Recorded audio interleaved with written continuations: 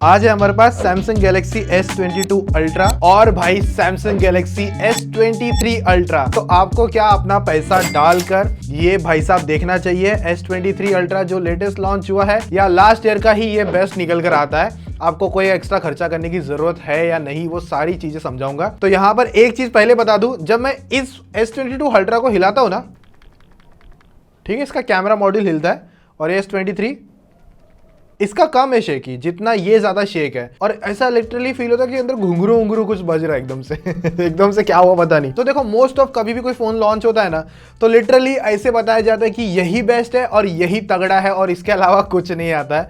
और same S23 के launch में भी यही देखने मिला कि यही बेस्ट है, यही तगड़ा है और आपको बस मतलब कुछ नहीं देखना है। सारे पॉइंट टू पॉइंट आपको समझाऊंगा, मेरी स्टाइल में समझाऊंगा। मोस्ट ऑफ जो टेकी पाठशाला की स्टाइल है ना, वो आपको समझेगी, क्योंकि मोस्ट ऑफ लोग है ना इस चीज को देख के ना ऐसे अंडरस्टैंड कर जाते हैं हाँ कि फोन बेस्ट है नहीं है, कैसा है क्या नहीं। और वैसे हाँ, मैं कभी बोलता नहीं हूं, बट मैं बता देता हूं। मेरा नाम है मुकेश और आप देख रहे हो टेकी पाठशाला, और यहाँ पर फुल डिटेल कंपैरिजन आपको देखने मिलेगा S22 वर्सेस S23 Ultra। तो भाई अभी आपको मिल जाता है ये S22 Ultra समवेयर भाई 91,000 में Amazon पर, और वही S23 Ultra लॉन्च हुआ है ना भाई, स्टार्टिंग वेरिएंट 1,25,000 रुपीज का, और ये लॉन्च हुआ था 1,20,000 का। तो 5,000 और महंगा हो गया है। ये 256 GB से स्टार्ट हुआ है, वरना ये 128 GB पे आता था। बाकी अगर देखोगे ना लुक एंड फील में, तो यहाँ पर आपको मतलब ज्यादा कुछ फर्क पता नहीं चलेगा। वैसे तो कैमरा मॉड्यूल का डिजाइनिंग भी ऑलमोस्ट लास्ट जनरेशन जैसा ही है, बस थोड़े से कैमरा, जो ये 3 कैमरा मॉड्यूल है ना, थोड़े से बड़े लगेंगे, बिगर लगेंगे आपको लास्ट ईयर के कंपैरिजन में। ऊपर की तरफ जो सेकेंडरी माइक का पोजीशन है ना, बस थोड़ा सा चेंज कर दिया है यहाँ पर, और एंटीना बैंड अलग है, और वॉल्यूम रॉकर वगैरह बटन भी सेम निकल कर आते हैं। नीचे की तरफ टाइप सी पोर्ट हो गया, डुअल सिम, S पेन वगैरह, ऑलमोस्ट सारी चीजें सेम। बस एक हल्का सा चेंज क्या मिलेगा आपको, ये थोड़ा सा राउंडिश देखने मिलता है ना, यहाँ पर ये हल्का सा इस तरफ और इस तरफ, और यहाँ पर पूरा फ्लैट हुआ है, मतलब थोड़ा सा बॉक्सी काइंड ऑफ डिजाइन कह सकते हो। और भाई रही बात वेट वगैरह को लेकर, 228 ग्राम, और ये नया वाला 236 ग्राम, तो ऑलमोस्ट 8-9 ग्राम ज्यादा हो गया है वेट में, जबकि बैटरी भी नहीं बढ़ी, बट फिर भी थोड़ा सा वेट ज्यादा हो गया है। बाकी यहाँ पर जो बैक साइड वगैरह है, तो यहाँ पर Corning Gorilla Glass Victus Plus आता था, और इस बार Corning Gorilla Glass Victus 2 दे दिया है। बाकी जो पोर्ट्स है ना, वो Type-C 3.2 के साथ में आता है। तो देखो, बहुत सारी चीजें यहाँ पर चेंज हुई है, लेकिन सबसे पहले मेजर जो चेंज हुआ है ना भाई, प्रोसेसर SoC है बेसिकली। तो S22 में आता था Snapdragon 8 Gen 1 का प्रोसेसर, और इस नए वाले में Snapdragon 8 Gen 2 का लेटेस्ट प्रोसेसर यहाँ पर इन्होंने डाला है। और हाँ, ये टेस्ट करने से पहले ना मैंने S22 Ultra को पूरा ना फॉर्मेट मारा हुआ, मतलब रीसेट है। जो एप्लीकेशन इसके अंदर है ना, वही सेम एप्लीकेशन इसके अंदर डाली गई है। कोई एक्स्ट्रा मतलब एक आध दो बस हो सकती है नाम के लिए, बस उससे ज्यादा नहीं है। तो सबसे पहले यहाँ पर हम लोग बैकग्राउंड से सारी एप्लीकेशन रिमूव कर देंगे, 100% की ब्राइटनेस रखेंगे, और ऑल बैकग्राउंड कील हो जाएगी, ब्लूटूथ वाईफाई वगैरह सब कुछ ऑन होगा, साउंड यहाँ पर ऑन कर दिया जाएगा। और जो रूम टेम्परेचर है भाई, यहाँ पर वो निकल कर आता है समवेयर 28 डिग्री के आसपास। और जो फोन टेम्परेचर है ना भाई, वो भी नॉर्मली 29-30 डिग्री के टेम्परेचर बेसिकली दोनों फोन में देखने मिल जाते हैं। तो सबसे पहले हम लोग चालू कर देते हैं Antutu बेंचमार्क का टेस्टिंग। तो मैंने दोनों में side by side Antutu benchmark लगा दिया। तो सबसे जो लोएस्ट स्कोर आया इन दोनों में से, तो ऑफकोर्स वो 8 Gen 1 S22 Ultra में ही था, और ये भाई ऑलमोस्ट 12 लाख के स्कोर निकाल देता है। तो थोड़ा सा और समझने के लिए कि भाई कितनी पावर थ्रॉटल करता है, कितना मतलब बोलते हैं ना डीप चले जाएगा, तो हम लोगों ने तुरंत ही Antutu बेंचमार्क एक और चला दिया। उसमें क्या हुआ, S22 भाई चला गया 7,22,000 के आसपास आ गया था, और वहीं जो S23 है भाई, वो आ गया था 11 लाख के आसपास के स्कोर निकाल दिया। और हाँ, वैसी इतनी डिटेल वीडियो ना देखने आपको टेकी पाठशाला पे मिलेगा, वैसे बता दूं। तो इसके लिए इस एफर्ट को ना लाइक शेयर सब्सक्राइब कर देना। और साथ में हाँ, जो स्टार्ट के कुछ हम लोग यहाँ पर टारगेट रखते हैं इस बार 800 कमेंट्स का, जो आएंगे ना उनको मैं हार्ट दूंगा, मस्त में रिप्लाई भी दूंगा। और हाँ, पूरा दिन भले मैं काम नहीं करूंगा, बट आपका वो हार्ट और रिप्लाई वाला काम जरूर करूंगा, तो फटाफट कमेंट जरूर कर देना। तो हम लोग ने फिर नेक्स्ट स्टेप की तरफ बढ़ते हैं। वहां पर मैंने Geekbench 5 लेकर आया, तो वहां पर जो सिंगल कोर हो गया, इवन जो मल्टी कोर हो गया, ऑफकोर्स आपको पता है S23 विन कर जाएगा। उसके बाद में अपना जो GPU स्कोर होता है, वहां पर भी भाई साहब ऑफकोर्स S23 ही विन करेगा। फिर हम लोग ने नेक्स्ट CPU थ्रॉटल स्कोर निकाल के देखा, तो यहाँ पर इस बार कैसा है, मैं बोलूंगा कि दोनों के अंदर जो CPU थ्रॉटल स्कोर है भाई सेम आ रहा है, 70-71% का दिखने मिला। बट ऑफकोर्स मैक्स हो गया और एवरेज जो जिप स्कोर है ना वो ज्यादा बेटर, पता ना ऑफकोर्स यहाँ पर हमें S23 अल्ट्रा में मिल रहा है। और यस, यहाँ पर जो पावर में थोड़ी बहुत हमें इंप्रूवमेंट देखने मिलती है, बट सीपीयू थ्रॉटल कर जाता है, ये आप लोगों ने आराम से देखा। और ये चीज मैं आपको आगे और अच्छे से डिटेल में समझाऊंगी कि यहाँ पर क्या फायदा हुआ, क्या नुकसान हुआ इस चीज की वजह से, ये जो थ्रॉटलिंग हो रही है उसी वजह से। उसके बाद मैंने 3D मार्क का वाइल्ड लाइफ स्ट्रेस टेस्ट निकाला। अब उसके अंदर एक 4K की 3D एनवायरनमेंट होता है, एक हैवी एनवायरनमेंट होगा, उसके अंदर वो प्रॉपर रेंडरिंग करता है, उसके बाद में एक स्कोर निकाल के देता है। तो वहां पर भी ऑफकोर्स जो फर्स्ट लेकर गया वो आपको ही पता भाई S23 ही आया, और वहां पर काफी ज्यादा बड़ा ऑलमोस्ट डबल स्कोर देखने मिला हमें S23 अल्ट्रा में। और इवन जो एवरेज FPS भी आ गया ना, तो वहां पर भी भाई ऑफकोर्स ये S23 अल्ट्रा ही आ गया था। जो टेम्परेचर बढ़ा ना ये सारी चीजें करने में हमको, तो भाई यहां पर ये 41 डिग्री के ऑलमोस्ट टच कर गया था, और S23 40 डिग्री को टच कर गया था। फिर एक बार और मैंने 3D मार्क का टेस्ट निकाला और उसमें भी वही सेम सिनेरियो था, हाईएस्ट स्कोर आए थे, और उसके बाद में जो अपना एवरेज FPS स्कोर होता है ना वो भी ज्यादा बेटर S23 अल्ट्रा में आया। अभी यहां पर उसके बाद में मैंने क्या किया, दोनों फोन के अंदर फ्रंट फेसिंग पर 4K एट 60 FPS की वीडियो रिकॉर्डिंग को करना चालू कर दिया।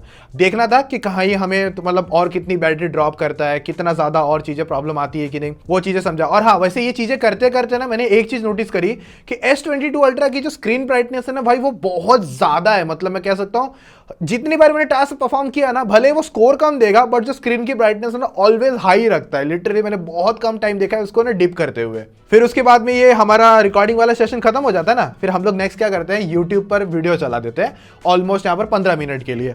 अब इसके अंदर क्या पता चला हमको, मतलब मैंने ये सारा चीज किया, आपको पावर तो पता चल गई ऑफकोर्स S23 अल्ट्रा में ज्यादा मिल जाती है, लेकिन दोनों फोन के अंदर 5000 mAh की बैटरी आती है। लास्ट ईयर वाला 40 वॉट चार्जिंग को सपोर्ट करता था, और ये नया वाला 45 वॉट की वायर्ड चार्जिंग को सपोर्ट करता है। और वायरलेस चार्जिंग में ये 15 वॉट था, और इस बार इसको 10 वॉट कर दिया, डाउनग्रेड कर दिया हल्का सा भी। तो अभी यहां पर जो बैटरी ड्रॉप हुआ ना S23 में हमको मिला 71% पे बैटरी आ गई थी बेसिकली, यानी कि 29% की बैटरी ड्रॉप हो गई। और वहीं ये S22 अल्ट्रा में भाई कितनी गई बैटरी, 68% पर बैटरी आ गई, यानी कि यहां पर 32% की बैटरी गई।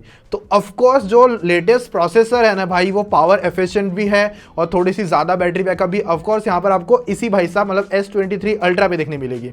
सेम टेस्टिंग हम लोगों ने इसके साथ जैसे करी है इन दोनों के साथ, तो वही सेम वहां पर iPhone 14 Pro Max में भी हुआ है, और वहां पर हमें बैटरी बैकअप ज्यादा देखने मिला है। अगर आप लोगों को S23 ultra versus iPhone 14 Pro Max का ऐसा कुछ ऐसा कंपैरिजन देखना है ना, इसी तरीके का हमने सब घुस के किया हुआ है, तो वो वीडियो आपको आई बटन या फिर डिस्क्रिप्शन या फिर कमेंट में पिन कर दूंगा, तो चेकआउट कर सकते हो आप लोग, इनकेस आपको 14 Pro Max से इसे कंपेयर करना है S23 अल्ट्रा को। तो यहां पर आप लोग समझ गए बैटरी किसमें ज्यादा आ रही है और पावर किसमें ज्यादा आ रही है। ऑफकोर्स यहां पर हमें थोड़ा सा परफॉर्मेंस बूस्ट देखने मिल रहा है, पर मैं एक बात बोलूंगा कि S23 अल्ट्रा का जो परफॉर्मेंस एंट्री स्कोर आता है तो वो मुझे थोड़ा सा थ्रॉटल लगा, क्योंकि मैंने ना इसको 12.5 लाख के ऊपर जाते हुए स्कोर भी देखे हैं। लाइक फॉर एग्जांपल iQOO 11 हो गया, OnePlus 11 तो सबसे ज्यादा आ जाता है, ऑलमोस्ट समझ लो 12,80,000 प्लस का स्कोर निकाल के दे देता है। तो ये काफी ज्यादा कम स्कोर है S23 अल्ट्रा में, और मुझे लग रहा है कि इसको भी अंडर क्लॉक करा गया है, क्योंकि ये चीज मुझे समझी गेमिंग करते हुए। तो दोनों फोन के अंदर जो ग्राफिक्स सेटिंग्स आती है ना BGM ऐप पर, भाई वो आप 60 FPS की कर सकते हो ऑल ग्राफिक्स में, मतलब HDR में भी 60 है, स्मूथ में भी 60 है। और रही बात PUBG ग्लोबल में, तो दोनों पे ही हमें लाइक 90 FPS नहीं मिलता है, 60 FPS वहां पर ही कैप है। और वही सिनारियो में हमको अगर मैं जाऊं ना iQOO 11 पे, तो वहां पर मुझे PUBG ग्लोबल पे 90 FPS गेमिंग करने का मौका मिलता है, बट वो चीज यहां पर मिस आउट है। और रही बात रैम स्टोरेज को लेकर, तो यहां पर अगर आप लोग स्पीड टेस्ट चेक करोगे ना, मतलब जो रीड एंड राइट की स्पीड है, ऑफकोर्स S23 अल्ट्रा में आपको बेटर मिल जाएगी। अभी मैं दोनों का अगर गेमिंग रिव्यू आपको समझाऊं ना सिंपल तरीके से, तो इसका तो उतना कोई ज्यादा ऐसा खास नहीं है। मैं सिंपल बता दूं S22 का, ये नॉर्मल तभी भी 60 FPS पे लैग मारता था FPS को लेकर, और स्टिल आज के टाइम पे भी इसमें FPS के लैग होते हैं। इवन आप थोड़ी देर और खेलने जाओगे, ज्यादा देर खेलोगे, 3-4 TDM खेल लोगे, तब इसमें ना हिटिंग भी आ जाती है थोड़ी बहुत, और थोड़ा बहुत गर्म भी हो जाता है, और FPS के फ्लक्चुएशन अच्छे खासे हो जाते हैं। अगर आप सोच रहे हो कि S23 अल्ट्रा आपको मस्त तगड़ी पावर परफॉर्मेंस निकाल के दे देगा गेमिंग में, तो भाई आपके दिल टूट जाएंगे। नहीं, ऐसा नहीं होगा। ये भाई गेमिंग में भी ना मैंने जितना नोटिस किया ना बहुत ज़्यादा फ्लक्चुएशन करता है। ऊपर जाता है ऑलमोस्ट 60 पर, फिर एकदम 50 तक के भी मैंने एफपीएस इस पे नोटिस करे, वो भी टीडीएम के अंदर। और मैं 3-4 टीडीएम ही खेलूंगा ना, सेम इसके अंदर भी मुझे ना एफपीएस की फ्लक्चुएशन बहुत ज्यादा देखने मिलती है। ऊपर जाता है नीचे आता है, ऊपर जाता है नीचे आता है, इस तरीके से एफपीएस देखने मिले, जो पर्सनली मुझे देख के ना थोड़ा सा बुरा लगा कि मैंने सोचा था कि यहाँ पर मैंने ये 1,25,000 का डिवाइस खरीद लिया और स्टिल मुझे इसमें गेमिंग उतनी तगड़ी नहीं मिल रही है। और अगर आप लोग खुश होंगे ना कि भाई आईफोन 14 प्रो मैक्स आपको मस्त गेमिंग करवा देगा, तो मैं बोलूंगा भाई आप फिर से नाराज हो जाओगे, क्योंकि इस साल का जो आईफोन 14 प्रो मैक्स है ना, आज भी अच्छी गेमिंग नहीं करवाता है 60 एफपीएस पे। 3-4 टीडीएम खेलने के बाद में वहां पर भी मुझे लैग देखने मिले, उससे कई गुना वे बेटर आप लोगों को एफपीएस गेमिंग करनी है ना, तो भाई ये iQOO 11 है। ये स्नैपड्रैगन 8 Gen 2 सबसे तगड़ा इसके अंदर आता है, गेमिंग भी अच्छी है, प्लस PUBG पे भी 90 FPS मिलता है। तो भाई बस मैं ऐड ऑन कर रहा हूँ। और रही बात 5G कनेक्टिविटी, तो ऑफकोर्स दोनों 5G फोन है। बाकी लास्ट वाले में ब्लूटूथ 5.3 था, लेटेस्ट आपको ब्लूटूथ 5.3 S23 में मिल जाता है। S23 अल्ट्रा में आपको मिल जाएगा ट्राई बैंड। और रही बात फिंगरप्रिंट को लेकर, तो भाई दोनों के ही अंदर इन डिस्प्ले फिंगरप्रिंट स्कैनर आता है। यहाँ पर IP68 मिल जाता है आपको। लास्ट ईयर 6.8 इंचेस का डिस्प्ले आता था, डायनेमिक एमोलेड 2X वाला, जो 120 हर्ट्ज की रिफ्रेश रेट निकालता था। और वही सेम ये वाला भी सेम साइज 6.8 इंचेस की डायनेमिक एमोलेड 2X डिस्प्ले। दोनों ही HDR के कंटेंट प्ले कर सकते हैं नेटफ्लिक्स पर। जब मैं कंटेंट देख रहा था ना दोनों में साइड बाय साइड, तो मुझे कोई डिफरेंस नहीं लगा, दोनों ही सेम काम करती है, दोनों के कलर्स अच्छे हैं। लेकिन एक चीज मैंने थोड़ी सी नोटिस करी है, जो S22 अल्ट्रा है ना, उसके कलर थोड़े से बूस्टेड आते हैं और थोड़े से बोलते हैं ना अच्छे लगते हैं, आई प्लीजिंग लगते हैं, जो थोड़ा सा कूल टोन पे जाता है। और वही S23 अल्ट्रा पे जो शार्पनेस है ना थोड़ी सी कम लगी, वो भी मैं नेटफ्लिक्स पे कंटेंट देख रहा था, साइड बाय साइड सेम दोनों, तो मुझे यही फील हो, बट वो माइनर सा फर्क है। और रही बात स्पीकर्स को लेकर, तो यहाँ पर कौन ज्यादा ब्लास्टर है, लास्ट ईयर का या नया वाला, ये सुन लो आप।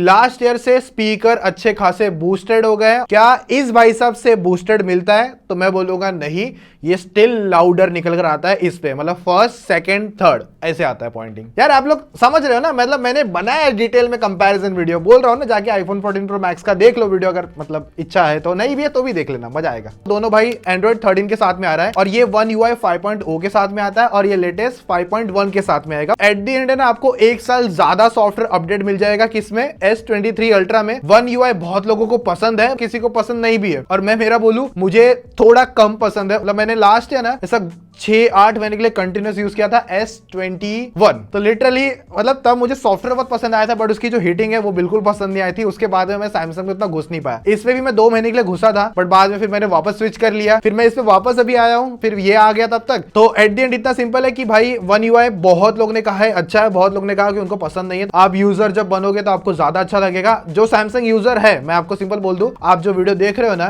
तो अपने थॉट्स, अपने कमेंट जो भी होगे ना One UI को लेकर, कमेंट में जरूर बता देना कि कैसा है, क्या है। जिसमें आईफोन पर आप लोग ऐसे इमेज पे होल्ड करके रखोगे तो कटआउट बना के एकदम PNG बना देता है, तो वही सेम फीचर है ना इस बार S23 अल्ट्रा के अंदर भी आ गया है। तो वो आप as it is copy paste कर सकते हो, मतलब सेम एप्पल से सैमसंग ने किया और आप वो चीज कर सकते हो। S22 में तो फिलहाल मुझे वो देखने नहीं मिला है। अभी मेन बात आती है कि भाई कैमरा इंप्रूवमेंट हुआ कि नहीं हुआ, क्योंकि लास्ट ईयर जो मेन कैमरा था वो 108 MP का था, और लेटेस्ट वाला अभी जो नया वाला है वो 200 मेगापिक्सल पे हो गया है। बाकी जितने भी कैमराज है ऑलमोस्ट सब कुछ सेम देखने मिलता है, और ये 100x तक ही जूम कर सकता है, डिजिटल जो बेसिकली चंदा मामो को हम लोग लेते थे फोटो में। तो यहाँ पर मैंने ट्राई आउट करा है वैसे, तो इन्होंने क्या किया, उन्होंने क्या लास्ट ईयर से ये नए वाले में ना इन्होंने AI का थोड़ा सा ज्यादा यूज लिया है, जो बेसिकली फोटो खींचने के बाद में जो डिटेलिंग और शार्पनेस वाला जो पार्ट होता है ना, वो थोड़ा ज्यादा बेटर आपको S23 अल्ट्रा में मिल जाएगा। तो जितने टाइम भी जूम फोटोज आएगा ना, उसमें हर टाइम S23 अल्ट्रा ही विन करेगा, क्योंकि वो हर टाइम क्या करता है, एक अच्छी सी शार्पनेस निकाल के देता है। मैंने ना एक AC को ऐसा खींचा था हम लोग ने फोटो पे, तो नॉर्मल में तो दिख नहीं रहा था, 10x करा उस पे अच्छे से दिखा, फिर 30x पे भी दिखा, बट वहां पर डिटेल में थोड़ा ज्यादा अच्छा दिखा हमें S23 के अंदर। पर जब मैंने 100x करा ना, तो वहां पर वे बेटर आया भाई अपना S23 अल्ट्रा। 22 ने तो बहुत मुश्किल से फोटो खींच के दी, वो भी ना के बराबर, मैं तंग हो गया था खींचते। और मैंने ना